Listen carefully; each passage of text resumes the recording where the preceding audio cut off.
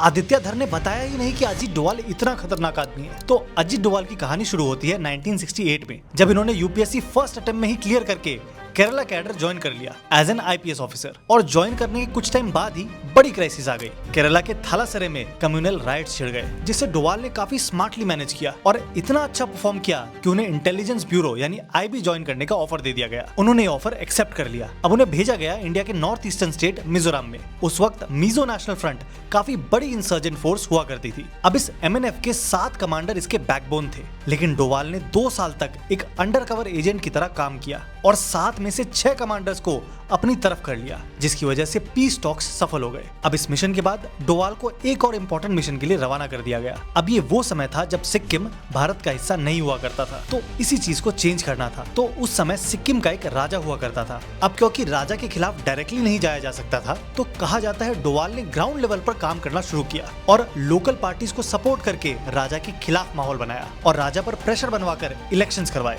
जिसकी वजह से अल्टीमेटली सिक्किम भारत का हिस्सा बन गया। सिर्फ 7 साल की सर्विस में डोभाल को प्रेसिडेंट्स पुलिस मेडल दे दिया गया और डोभाल को उनके अगले इंपॉर्टेंट मिशन के लिए रवाना कर दिया गया, जो भारत के लिए बहुत ज्यादा इंपॉर्टेंट था, nuclear bomb.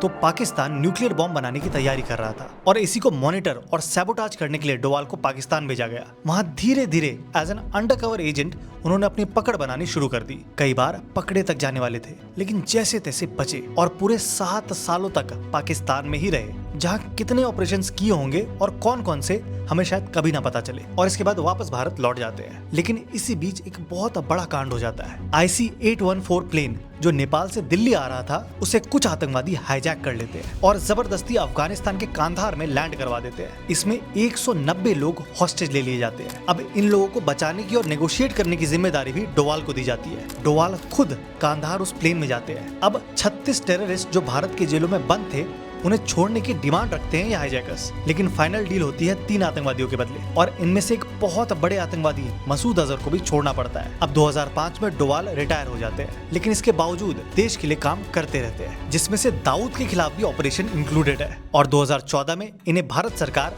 National security advisor यानी NSA बनाती है और surgical strike, Balakot air strike, operation Sindoor जैसे ऑपरेशंस में इनका बड़ा रोल रहता है। तो ये है हमारे देश के जेम्स बॉन्ड अजीत डोभाल की असली कहानी। ये फिल्म में कैरेक्टर की जगह इन पर पूरी फिल्म बन सकती है। खैर, ऐसे और वीडियोस के लिए पेज को फॉलो जरूर कर लेना।